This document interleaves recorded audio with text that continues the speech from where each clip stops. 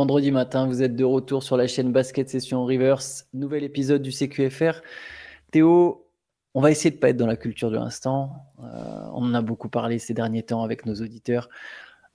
Hier, on faisait un podcast, dans le CQFR, on parlait des difficultés de Victor Wembanyama, en les relativisant tout de même, notamment toi, en les nuançant. Cette nuit, Victor Wembanyama a rejoué contre le Jazz. Victoire des Spurs 106-88. Mais ce qui est intéressant, c'est que Victor Wembanyama, qui a été en difficulté donc offensivement sur les derniers matchs, elle a signé l'un des meilleurs matchs statistiquement, je dirais. Statistiquement parlant, je resterai sur l'aspect statistique, c'est un des meilleurs matchs de sa carrière. Son deuxième 5x5. Après 78 matchs en carrière, Victor Wembanyama est déjà officiellement dans un cercle où l'on retrouve uniquement Hakeem Olajuwon et Andrei Kirilenko, c'est-à-dire les joueurs qui ont fait plus que un 5x5 dans leur carrière. 5 unités statistiques, 5 unités dans 5 catégories statistiques. Donc je vais vous donner ces stats. 25 points, 9 rebonds, 7 passes, 5 interceptions, 5 contres, 9 sur 20 au tir, 4 sur 13 à 3 points. Et encore une fois, beaucoup de tirs à 3 points. Par contre, Théo, il s'est lancé dans le match en mettant tout de suite 2 paniers à 3 points. Et derrière, Wembanyama était en rythme et ça a donné une très belle perf du français. Ouais, c'est ses premiers points marqués, mais il a commencé par en rater deux quand même. Par rater deux tirs à 3 points avant de finalement en mettre deux. En fait, hier, tu vois, tu disais, je nuançais un petit peu ce mauvais début de saison de Victor. Là, j'ai envie de nuancer aussi. C'est un très bon match. C'est pas un match référence, je pense, malgré tout, même si statistiquement, comme tu l'as souligné, c'est exceptionnel de réussir ce type de match. Tu voyais que c'était un back-to-back quand même. J'ai trouvé que les Spurs ont eu du mal à se lancer en fait dans le rythme. Les deux premiers tirs que prend Victor, 2 tirs à 3 points, j'ai envie de dire des tirs un peu de flemme quoi. Tu vois, il est loin, il est loin du cercle, il se retourne à moitié, tu sens qu'il n'y a pas l'envie de faire un démarquage et d'aller chercher autre chose. C'est compréhensible quand tu es en back-to-back. Il faut rappeler que Utah, c'est quand même en altitude aussi. C'est pas aussi haut que Denver, mais il y a quand même aussi un effet d'altitude. Ce qui fait que, globalement, j'ai trouvé que c'est paradoxal que Victor avait souvent l'air fatigué dans ce match-là. Mais il a fait voilà, malgré tout un très bon match. Et ce que je trouve rassurant, moi, parce que finalement, ce qui me frustrait un petit peu, c'était de voir que on évaluait, et j'ai l'impression peut-être même lui, c'est la qualité de ses matchs par son nombre de points marqués.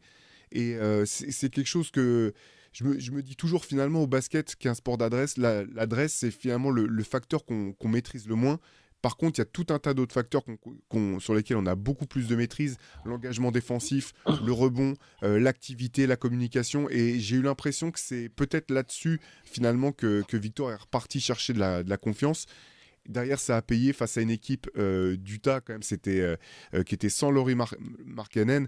Et là aussi, quand même, enfin, la différence de niveau entre OKC et Utah, notamment défensivement, c'est quand même deux choses qui n'ont rien à voir, quoi. Et je pense aussi que ça a joué dans cette belle performance des Spurs qui n'étaient pas partis, qui n'étaient pas devant au score, mais qui ont vraiment su faire la différence quand il le fallait.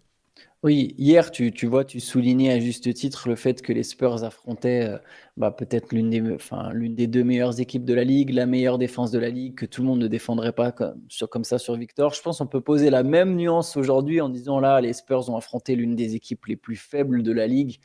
0 victoire en 5 matchs pour le Jazz jusqu'à présent, en plus sans Lauri Markkanen, et effectivement l'une des plus mauvaises défenses de la ligue aussi, une équipe très jeune. Donc quelque part, une équipe où Victor Wembanyama, il joue presque contre des pairs. Alors, bien sûr qu'il joue déjà les yeux dans les yeux avec les plus grandes stars ou avec les joueurs confirmés de cette ligue.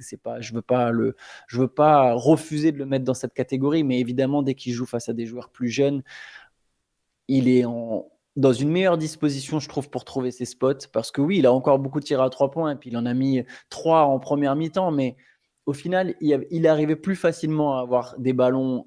Je ne parle pas que de ballons en dessous, parce que moi, je ne suis pas le partisan de dire non, mais Victor Wembanyama, il doit juste jouer des post-ups. Ça serait ridicule, c'est absolument pas son jeu.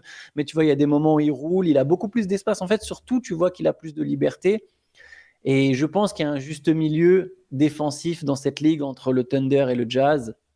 Et la question, ça sera justement comment il va briller offensivement contre ces équipes-là. Mais tu as raison de souligner son activité. Et d'ailleurs, son activité ne lui faisait pas forcément défaut sur ce début de saison. Il y avait des bons matchs défensifs, des bons matchs au rebond. Moi, ce qui m'a le plus marqué, c'est pas la première fois qu'on le dit, qu'on le souligne, c'est sa qualité de passe en fait. Et c'est pas pour les 7 passes décisives, c'est la manière dont il fait ses passes. Il y a une vraie il y a une justesse, il y a même une beauté dans les passes de Victor Wembanyama. Alors, il lit bien le jeu, il le lit de mieux en mieux, notamment quand les prises à deux arrivent au poste haut. Ça, c'est ce que j'ai trouvé le plus intéressant chez Victor Wembanyama. Et c'est vrai que défensivement, par contre, contre une équipe comme le Jazz, il passe tout de suite pour un rempart. Déjà qu'il l'est contre des bonnes équipes, mais là, tu as l'impression que c'est un mur, quoi. Les mecs, ils peuvent rien faire. Ouais, bah, c'est exactement ça. Et en fait, je partage tout à fait ton avis. Et pour quand même continuer un petit peu la comparaison avec le match face à OKC, c'est que face à OKC, en fait, c'est une équipe qui est tellement forte défensivement que même quand tu attires la prise à deux, c'est pas simple de trouver le joueur Mm. démarqué, de le trouver dans le mouvement, dans le rythme. Là, c'était bien plus simple et je pense que voilà, c'est un petit peu ce que je disais hier. Victor, il va faire une bonne saison, quoi. C'est le début de l'année, ça va se mettre en place. Il n'y aura pas que des matchs comme contre OKC, il n'y aura pas que des matchs comme contre Utah hier, mais les choses vont se mettre en place. Et tu parlais d'activité. Moi, je voulais souligner à nouveau. Alors, il fait pas un grand match statistique, Jérémy Sohan, mais moi, je le trouve vraiment excellent depuis ce début de saison, notamment dans l'activité. Il est partout, tout le temps. Là, il déchire au niveau de l'adresse, il fait 5 sur 13. Mais il y a un moment, il a des interceptions qui sont à des moments clés aussi. Et l'autre chose que j'ai trouvé intéressante, c'est Chris Paul qui termine à 19 points. Mm. 19 points, 7 rebonds, 10 passes, et notamment ces 19 points. Et en fait, j'ai l'impression que en début de saison, Chris Paul s'est dit, bon, moi, je vais faire le mentor, je vais distribuer le jeu et je vais simplement jouer une espèce de rôle de meneur vraiment classique à l'ancienne, juste distribuer. Je pense que cette équipe des Spurs, notamment en l'absence de Devin Vassell, elle a besoin de ses points. Elle a besoin de ses points à des moments clés et c'est vraiment ce qu'il fait. Là, dans le troisième quart-temps, quand les Spurs repassent vraiment devant, c'est sous l'impulsion de Chris Paul et Victor Wembanyama. Et je trouve ça intéressant dans la dynamique de la saison. Ouais, il est super adroit à 3 points, Chris Paul, là, sur le début de saison. Là, il fait 3 sur 7, mais ça fait quelques matchs, et tu as raison, ça fait 3 matchs de suite où il est à plus de 10 points. Je crois que c'est 14, 16 et 19. Donc, il y a une espèce de montée en puissance en termes de scoring. De toute façon, Chris Paul, on sait qu'on pourra compter sur lui pour faire à peu près toujours ce dont l'équipe a besoin et s'adapter en fonction. Et de toute façon, tu l'as dit, cette équipe, elle va trouver son rythme. Victor Wembanyama va trouver son rythme. Devin Vassell va revenir. Je pense que le début de saison rappelle aussi le fait que les Spurs ne sont pas encore, alors ça fait qu'une semaine, on ne sait pas comment ça va évoluer, peut-être qu'à un moment il y aura une série de victoires, etc. Mais les Spurs ne sont a priori pas une équipe qui doit lutter, je sais pas, avec une place dans le top 8, tu vois. Déjà, jouer le play-in serait presque pas une surprise, j'irai pas jusque-là, mais ça serait un très bon résultat qui n'est pas forcément attendu dès cette saison. Donc, c'est que la deuxième saison de Victor Wembanyama. Je Absolument. je te propose qu'on enchaîne avec une équipe qui sombre dans la crise. Ça me fait un peu mal au cœur, mais je suis au stade où je suis même pas surpris en fait. Je suis semi-surpris, c'est fou de le dire, mais les Bucks ont perdu un quatrième match de suite. Et là, c'est pas tant qu'ils ont juste perdu, c'est vraiment la manière. Déjà, ils ont perdu contre les Grizzlies 122-99 à Sans Memphis, Desmond Bain. sans Desmond Bain, des Grizzlies qui honnêtement ne sont pas impressionnants sur ce début de saison et qui là ont pu se balader contre les Bucks. Et ce qui m'inquiète dans cette équipe des Bucks, donc Yanis a mis 37 points à 17 sur 22, ça rejoint la discussion qu'on a eue, c'était aussi hier, non, Ouais, c'était avant-hier, avant-hier, ouais. sur le fait que Yanis, c'est l'un des meilleurs joueurs du monde, il n'y a pas de doute là-dessus, mais l'attitude affichée par cette équipe de Milwaukee, en fait c'est simple, ça fait 10 jours que la saison elle a repris, on a l'impression que les Bucks, ils ont déjà abandonné. C'est catastrophique. Franchement, j'ai regardé un bon bout du match. Je le recommande à personne, honnêtement, à part pour voir le triple-double de Jamorant. Mais même Memphis, ça joue pas très bien, honnêtement, Ah, pour être sincère. Mais Milwaukee, je vais reprendre le terme que je t'ai dit avant qu'on commence le CQFR, c'est dégueulasse, en fait. J'ai pas d'autre mot, c'est le premier mot qui m'est venu à l'esprit. Il y a manifestement pas d'envie, il n'y a pas de liant dans le jeu, il n'y a pas de rythme. C'est-à-dire que ça joue arrêté, il n'y a pas de rythme. Et, euh, et Yanis, il met 37 points. Il n'y a rien qui lui est donné par le système offensif de son équipe. Ces 37 points, il va les chercher tout seul. C'est un truc de malade. Il va tous chercher tout seul. Damien Lillard est catastrophique au niveau de l'adresse. C'est vraiment, c'est dramatique. 1 sur Les, les, 12. les Bucks sont dans l'ensemble catastrophiques au niveau de l'adresse. Le repli défensif, il y en a pas. C'est un truc de malade. Ils se prennent des paniers de relance, mais tu as vraiment l'impression de voir du... Non, j'exagère, je vais pas dire du basket amateur, mais tu as l'impression que c'est le premier match qu'ils jouent ensemble, en fait. Personne se communique vraiment, les gens, ou alors les gens pointent du doigt en mode bah vas-y, alors qu'il n'y a pas de raison que quelqu'un d'autre y aille, il suffit que tu commences à courir ou que tu essaies de stopper la balle. C'est c'est dramatique. Et je vais rebondir sur ce que je t'avais dit il y a 2 jours, tu sais, quand je te parlais de Brook Lopez, et que les gens assez vieux comme nous, pour l'avoir vu jouer en début de carrière, se rappellent que c'est un joueur qui était très fort au poste. Dans le premier quart-temps, on lui donne. À un moment, il faut rentrer Jay Huff en défense du côté de Memphis. On donne le ballon à Brook Lopez en bas, jeu posté, 2 points. 2 possessions plus tard, il joue un pick and roll avec Damian Lillard, où cette fois, au lieu simplement de popper, il roule. Il provoque une faute de lancer. Plus jamais on a revu ça de tout le match. Alors je te demande pas qu'on joue 15 post-up pour Brook Lopez ou de lui demander de rouler systématiquement, mais en fait quand t'es déjà derrière au score en fait, face à une équipe comme Memphis, quand ton début de saison il est comme ça, je comprends pas que t'essayes pas d'essayer... Là pour les Bucks, chaque match il est important en fait. Ouais. Tu peux, quand t'es les Bucks, tu peux pas dire c'est le début de saison quelque part. Là tu dis non, faut qu'on commence à gagner, parce que notre objectif c'est d'aller loin, et tu sais très bien, on pourra peut-être en parler, que moins tu gagnes, plus il va y avoir de rumeurs, et au bout du compte, plus il y a de rumeurs, plus c'est sûr que ton équipe va exploser d'une manière ou d'une autre. Et donc il n'y a aucun sentiment d'urgence qui ressort quand tu vois jouer cette équipe de Milwaukee, dont je trouve encore une fois le roster est vraiment limité. Je trouve que les remplaçants sont pas au niveau d'une équipe qui veut être contender. Et pour moi, enfin, c'est peut-être la culture de l'urgence, mais pour moi, c'est déjà l'urgence en fait pour Milwaukee si tu veux sauver ta saison. Ouais, mais je partage ton point de vue, hein, parce que vraiment le plus marquant, c'est l'attitude, quoi. Il n'y a aucun esprit de combativité.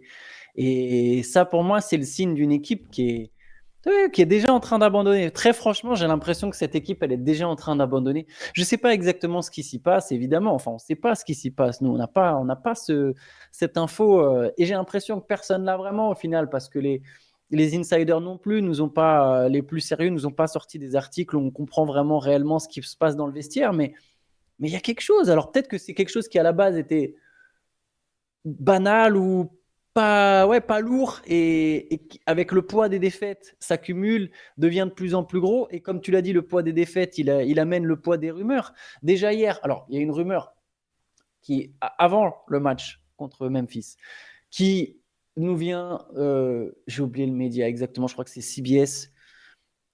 Je pense que c'est une rumeur manufacturée de toutes pièces. Ça faisait partie, on en a parlé une fois en début de saison de ça, on a Ouais. fait dans un podcast, on a expliqué que voilà, il y a les sources, que tout le monde peut se cacher derrière les sources, et justement là, c'est notamment un GM anonyme qui nous promet que Giannis sera très probablement transféré avant la deadline. Les Bucks n'ont absolument aucun intérêt à faire ça, même si lui venait à demander son trade, il n'y aurait absolument aucun intérêt à le transférer avant la deadline, mais on verra des rumeurs après. Je reste juste un peu sur ce truc de manufacturer. Voilà, on expliquait, des fois c'est simple de créer une rumeur. Là, prenons la situation. Tu as une équipe des Bucks qui ne marche pas bien. Tu as un Giannis qui est fort dans une équipe qui ne marche pas bien. C'est très simple de se dire, ah bah attends, il est fort, son équipe est nulle, ça ne marche pas, il va demander son trade. On verra si ça arrive ou pas. En tout cas, derrière, on nous a cité déjà 2 destinations préférentielles de Giannis. Pareil, personne ne sait, c'est facile.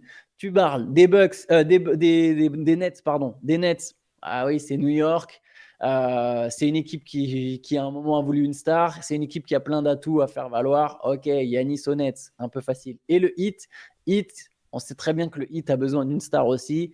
Tu vois, donc, les 2 destinations préférentielles, c'est Miami et Brooklyn. Je vous annonce déjà, Houston va finir par être cité parce que Houston est cité sur chaque star. Donc, je vous l'annonce. Vous voyez, j'ai pas besoin de source. Moi, je vous le dis. Houston va être cité avec Giannis Antetokounmpo. Mais en tout cas, qui est trade ou pas, qui est demande de trade ou pas, qui est rumeur ou pas, tout ça, ça va s'accumuler sur l'équipe. Et c'est vrai que si j'étais Yanis, il y a un moment où je commencerais effectivement à me poser la question de où est-ce qu'elle va, ma franchise. Moi, on en parlait en off. Franchement, Théo, aujourd'hui, je suis les Bucks. Je prends mes responsabilités. Je licencie Doc Rivers. C'est pas pour dire que Doc Rivers est la base de tout, et le nœud de tous les problèmes. Tu as raison, il y a l'effectif, il y a des questions à se poser avec Lillard, il y a des questions à se poser sur l'entente entre Lillard et Yanis. Je suis le GM là, Je mène mon enquête un peu, je leur parle aux deux, qu'est-ce qui se passe? Je leur parle aux deux individuellement, je leur parle aux deux ensemble, qu'est-ce qui se passe? Je me concentre sur mon effectif, mais pour le coup, d'abord, je vire mon coach en fait. Mes joueurs, ils ont déjà abandonné, ça fait 10 jours.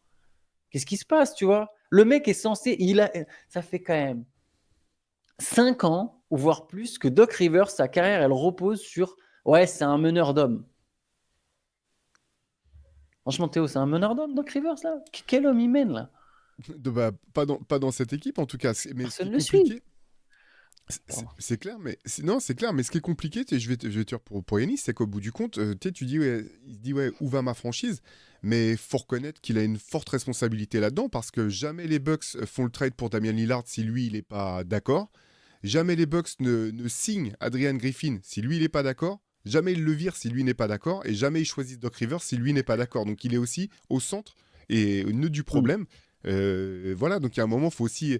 Alors, j'allais dire, il faut accepter tes responsabilités, c'est pas forcément le cas, on le sait très bien, notamment en NBA, il y a des joueurs qui se barrent pour moins que ça, on en a rien à foutre de faire partie du problème.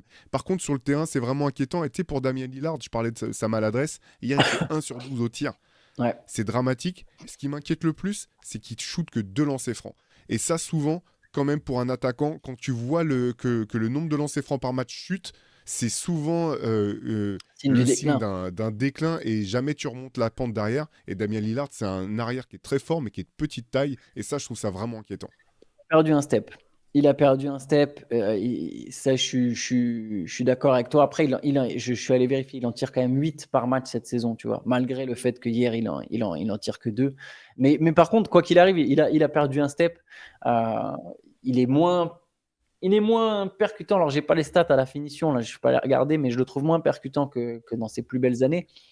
Je me demande aussi s'il n'y a pas une question d'envie. J'arrive pas à savoir en fait. J'arrive pas à savoir qu'est-ce qui se passe du côté de ces Bucks.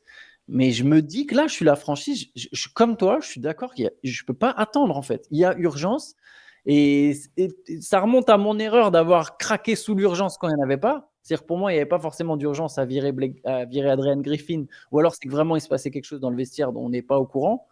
Mais là, je suis obligé de recraquer en fait. Je suis obligé de recéder parce que je vois mes joueurs, ils se battent pas. J'ai besoin d'un mec qui va les motiver. Et ça marche pas. Ça marche pas. Mais là, comme tu le disais avant-hier, qui est disponible? Qui tu vas aller chercher comme coach, quoi? C'est. Ouais. Non, non, c'est clair. Et du côté de Memphis, quand même, ouais, j'ai parlé du triple-double de Ja Morant, 26, 10 et 14. Et belle victoire pour Memphis, au bout du compte, qui a pas tremblé, qui a imposé son rythme. Ils ont archi dominé au rebond. Quand on parle de manque d'envie ou de manque d'implication, c'est souvent aussi un bon baromètre. Donc, belle victoire de Memphis. Et encore une fois, hein, c'était le match.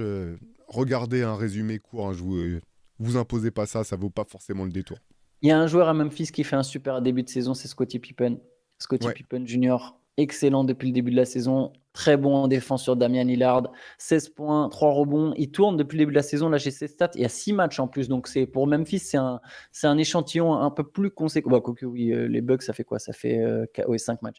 Bon, on commence à avoir des échantillons un poil plus conséquents, même si c'est des petits échantillons. 10,8 points en 24 minutes, 51% au tir, 40% à 3 points en prenant que 2 par match, 3 rebonds et 6 passes de moyenne. Il est intéressant, Scottie Pippen Jr. Dans le Ouais, moule de lui, son père, mais non, pardon, vas-y. non, c'est marrant parce que tu dis ça. Je regardais, je me disais, finalement, c'est Scotty Beaucoup plus petit.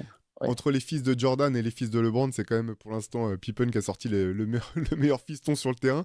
Mais ouais, carrément. Et Santi Aldama aussi, que je trouve Oui, Santi très très bon. Aldama, très, très, très bon. Autre match, Phoenix a battu Los Angeles, les Clippers. Les Suns ont battu les Clippers 125-119. Alors, ils ont été menés de 20 points quasiment. Quelque chose autour, ça devait être autour de ça l'écart en tout début de match. Et derrière, grosse réaction, 40 points de Devin Booker. C'est une équipe des Suns qui joue sans Bradley Beal. Elle a brillé aussi avec Bradley Beal depuis la saison, mais je trouve ça intéressant. Je trouve ça important de le souligner parce que mine de rien, je la trouve beaucoup plus équilibrée sans Bradley Beal. C'est un peu dur, hein, Bradley Beal, il fait pas forcément un mauvais début de saison, mais j'aime bien ce 5 où il y a Tyus Jones qui lâche 11 passes décisives, Devin Booker, Kevin Durant, et donc je le disais, victoire avec 40 points de Booker. Ouais, Booker était incandescent. Il fait 11 sur 18 au tir, 5 sur 9 à 3 points, 13 sur 15 au lancer franc. Il a été bon tout de suite. Effectivement, les Phoenix qui s'est laissé prendre un petit peu par les Clippers et qui est revenu très très fort sur la fin. C'est les patrons Durant et Booker qui ont bouclé l'affaire. Après, voilà. Cette équipe des Clippers, je leur dis, hein, moi je pense qu'elle ira vraiment pas loin. Je la trouve quand même vraiment, vraiment pas très très forte. Malgré tout, il y a ouais, triple-double quand même pour James Harden, 25, 10 et 13. Mais pareil, il perd des ballons sur la fin. C'est belle victoire en tout cas pour Phoenix qui a 4-1, qui fait un super début de saison, hein. On l'avait Ouais, dit de toute façon deuxième à qu'ils l'ouest. seraient bons en saison régulière. Là, ils sont partis sur leur standard. Il faut bien noter quand même que l'arrivée de Budenholzer a vraiment changé la donne, en tout cas sur ce début de match, sur ce début de saison de Phoenix. Ils ont leurs joueurs aussi. Enfin, je dis ça, mais là, Bradley Beal n'est pas là. Mais c'est vrai que l'an dernier, tout le début d'année, ils avaient quasiment pas joué ensemble du tout, les trois. Ouais, puis l'arrivée de Budenholzer, l'arrivée de Tyus Jones, le rookie Ouais, Ryan Dunn est excellent. Il fait ouais, 16 il points continue, encore hein. à 4 Ouais. sur 9 à 3 points. Voilà. Un rookie qui s'impose dans la rotation. Là, il est titulaire, il a joué 34 minutes. Alors oui, il y a l'absence de Bill, mais lui, il est parti aussi pour avoir du bon temps de jeu. C'est marrant, j'avais dit, ouais, je sais pas s'il sera vraiment dans la course au rookie de l'année. Bah, peut-être que si, on verra comment ça continue pour Phoenix. Houston a battu Dallas, belle victoire des Rockets. Les Rockets ont battu les Mavericks 108 à 102 à Dallas, un match où du côté des Mavs, il y a eu Luka Doncic, Kyrie Irving et personne d'autre. Si je caricature un peu, 29 points de Luka, 28 points de Kyrie, c'est les deux. Klay Thompson a marqué 12 points, mais bon, c'est les deux à dépasser la barre des 15 points. Et du côté des Rockets, une marque un peu plus répartie, 23 points de Jalen Green, toujours très bon sur ce début de saison, 17 points, même s'il était un peu moins à droite, 17 points, 12 rebonds pour Alperen Sengun, 17 points pour Dylan Brooks, 14 points pour Jabari Smith, 15 points pour Tari Eason et 10 points pour Amen Thompson qui a marqué un panier important notamment.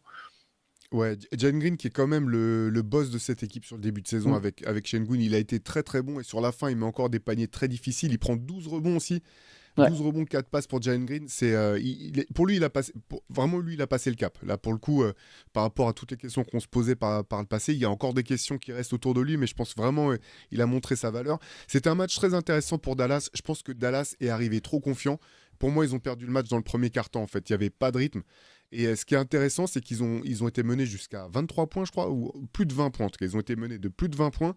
Et finalement, à partir de la fin du troisième quart-temps, ils reviennent et reviennent même jusqu'à moins 3 avant que finalement, voilà, Jalen Green encore, et comme tu l'as dit, Amen Thompson mettent deux paniers vraiment importants pour sécuriser la victoire des Rockets. C'est. Alors, je veux rien enlever au match de Houston, qui a été chercher sa victoire et qui a su la sécuriser sur la fin. Mais je pense vraiment que dans une certaine mesure, Dallas, notamment sur le début de match, a pas joué comme ils sont capables de le faire. Et en fait, je faisais le même constat en regardant le match que ce qu'on se disait en playoff l'an dernier. Le moment où ils mettent leur run, c'est dès qu'ils se mettent à courir. Dès qu'il y a du rythme pour cette équipe de Dallas, je la trouve vraiment très difficile à manœuvrer. Ils ont commencé le match en marchant. Luka était insupportable à franchement parler aux arbitres du début à la fin et il termine avec 5 fautes. Et je crois qu'il prend pas de technique, mais tu te demandes même à la fin comment ça se fait qu'il se prend pas de technique. C'était un petit peu, je trouve, en termes d'attitude et même de style de jeu, ce qui, tu vois, la limite, ce qui peut être la limite de Dallas.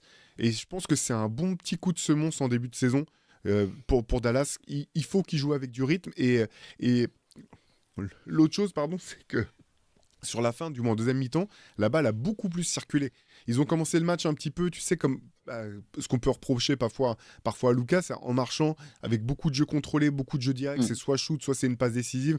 Dès que la balle circule avec cet effectif de Dallas qui est vraiment renforcé, c'est une autre histoire. Et donc j'ai l'impression qu'il voilà, il y a beaucoup de leçons à retirer de ce match du côté de Dallas. Mais voilà, j'enlève rien par contre à la super performance des Rockets. Je pense que pour les Mavs, on en verra d'autres des matchs comme ça. Il y aura d'autres matchs comme ça tout au long de la saison. Il y en aura comme ça. Ce que je trouve important pour Dallas, c'est que par contre, il y en ait de moins en moins à partir de février, en fait. Que tu vois que tu perds des matchs par-ci par-là en novembre, en décembre, en janvier, parce qu'il y a des soirs où Lucas, il n'en a rien à secouer, il n'a pas envie d'être là, la saison est trop longue. Tout ça, ça ne me pose pas de problème. Dallas a juste besoin d'être dans le top 4, en fait, tu vois. Ou de voir dans le top 3 si on veut être un peu plus sécure. Mais derrière, comme ça, tu t'évites éventuellement le premier. Si tu finis dans le top deuxième ou troisième, tu sais que tu évites le premier de la conférence Ouest. Avant, tu le joues qu'en finale de conférence.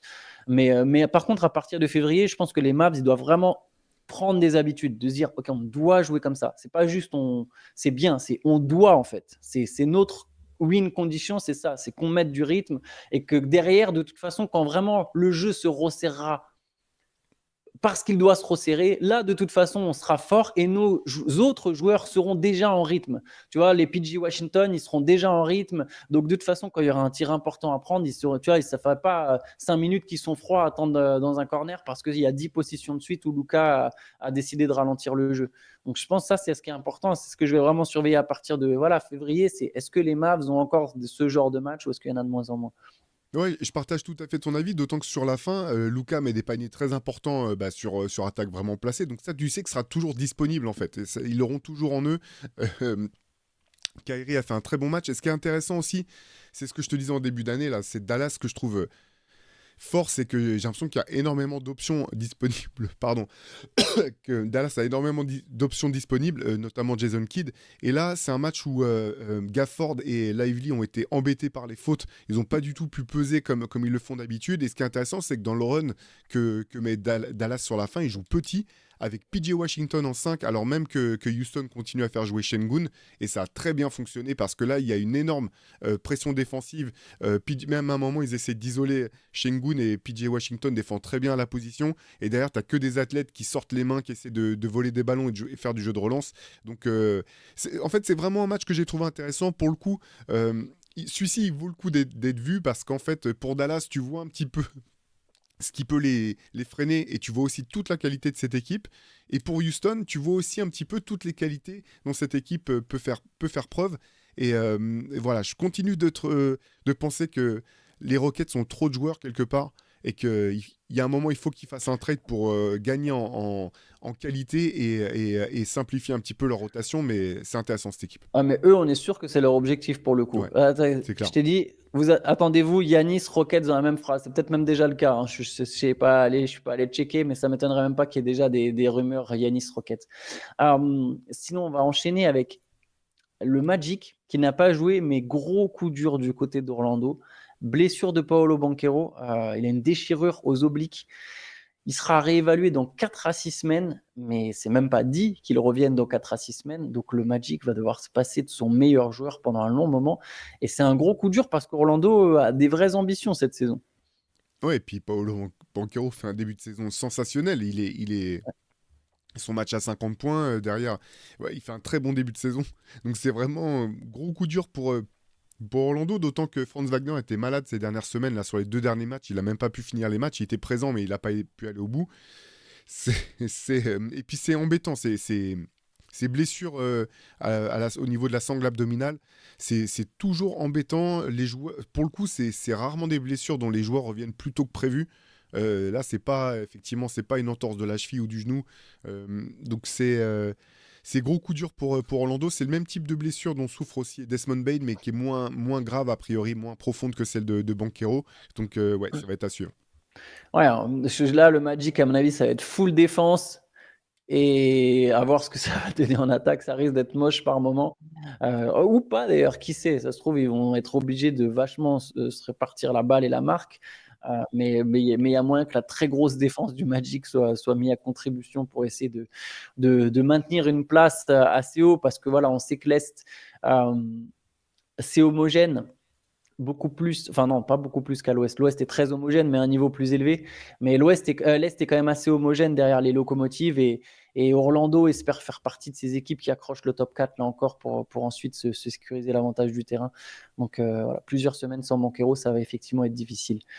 On peut terminer avec les résultats d'Euroleague. Ouais. Théo, plusieurs Français étaient en lice.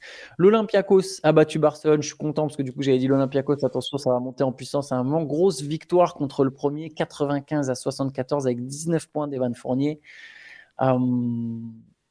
Milan a battu Bologne.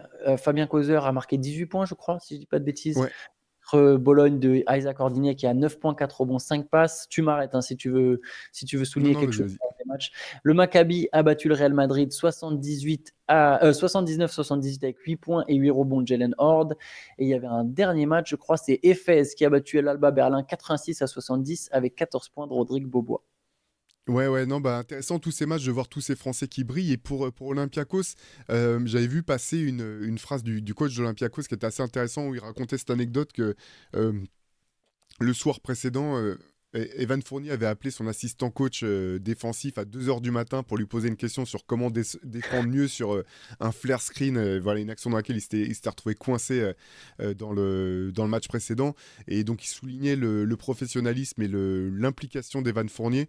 Voilà, je trouve ça intéressant. Vu le projet d'Evan de revenir en Europe, pour l'instant, les matchs, bah, il y a du très bon, puis il y a aussi eu du moins bien sur ce début de saison, mais tu sens, j'ai l'impression, vraiment un joueur qui est en train de se réacclimater à ce basket FIBA qui est quand même différent pour tout un tas de raisons et qui est vraiment déterminé à faire en sorte que. Je vais pas dire que c'est ses dernières années, il a encore de belles années devant lui, Evan, mais tu sens qu'il veut que ça porte ses fruits et que ça soit des années pleines en termes de performance, donc je trouve ça cool. Il peut être une vraie star en Europe, il n'y a aucun doute là-dessus, Evan Fournier. Et je pense que l'Olympiakos, voilà, je le répète, une fois mis dans le rythme, lui individuellement, Vezenkov aussi, tu vois, est revenu il n'y a pas si longtemps, ça peut être une équipe très forte d'Euroleague. Ce soir, il y aura d'autres matchs, notamment tous les clubs français. Monaco jouera contre Žalgiris, on nous a précisé qu'il Ouais. fallait dire Žalgiris. Contre Žalgiris en Lituanie. C'est en Lituanie, je te mets une colle. Toi, tu mets une J'ai question. j'ai honte de ne pas savoir. Je te le dis, mais je suis quasiment sûr que c'est Lituanie. Mais j'ai très honte de ne pas savoir là. C'est bien en Oui, Lituanie. Je suis pas attends. très fier de moi là Ça, d'avoir non, hésité, ouais, mais c'est ça, c'est en j'ai même pas Lituanie. la. J'ai Ouais, pas c'est la. en, c'est en- Vas-y, c'est en je te fais Lituanie. confiance. Le Lyon, l'Asvel jouera contre le Bayern Munich à Lyon justement, et Paris recevra Baskonia. Donc les trois clubs français engagés ce soir. Ouais, et moi je serai au match de Paris, donc j'ai hâte de voir ça. J'ai pas encore eu l'occasion d'aller dans l'Adidas Arena. Yes, tu pourras éventuellement peut-être nous débriefer ça lundi. Avec grand Peut-être. plaisir. Yes, bon, on se retrouvera aussi demain. Il y aura le deuxième, notre deuxième CQFR de la semaine de ce à quoi il fallait répondre. Et on se retrouvera évidemment après lundi pour un nouveau CQFR. Allez, ciao à tous. Ciao à tous.